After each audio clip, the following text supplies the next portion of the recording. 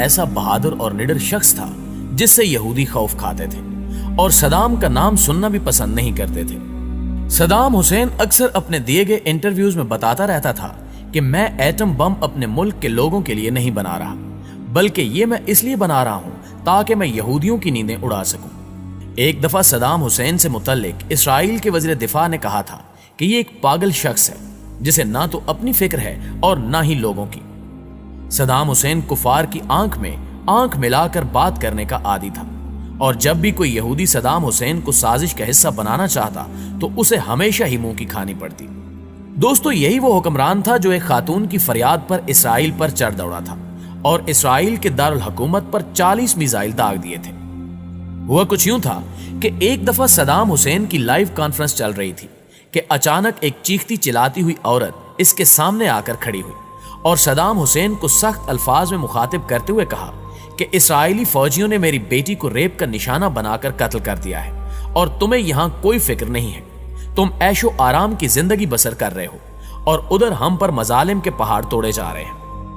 اس عورت نے مزید کہا کہ روزانہ ہمارے گھروں سے اسرائیلی فوجی ہم سب کی آنکھوں کے سامنے ہماری بہنوں اور بیٹیوں کو اغوا کر کے لے جاتے ہیں، جن کو بعد میں قتل کر کے پھینک دیا جاتا ہے، اور ہمارے چھوٹے چھوٹے بچوں کو سڑکوں پر گھسیٹ گھسیٹ کر مار دیا جاتا ہے۔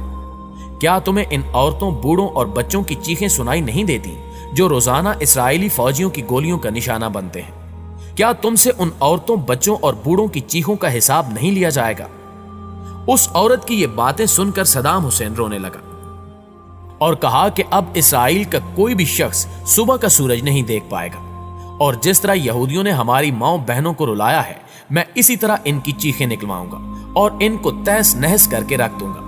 لہٰذا اس کے فوراً بعد صدام حسین وہاں سے اٹھا اور فوجی قیادت کی ایک میٹنگ بلائی جس میں اس نے اسرائیل پر حملہ کرنے کا حکم جاری کر دیا،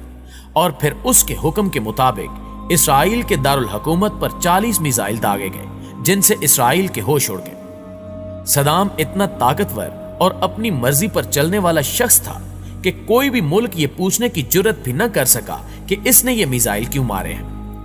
ان 40 میزائلوں نے اسرائیل کے دارالحکومت تل ابیب کو مٹی میں ملا دیا،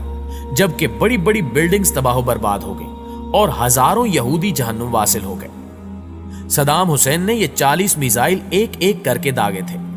مطلب جب یہودی امدادی ٹیمیں اپنے مرنے والے یہودیوں کو اٹھا رہی ہوتی تھیں تو اوپر سے ایک اور میزائل گر پڑتا تھا جو ان کو بھی موت کے منہ میں بھیج دیتا تھا۔ اسی طرح یہ دن یہودیوں کی زندگی کا آخری دن لگ رہا تھا،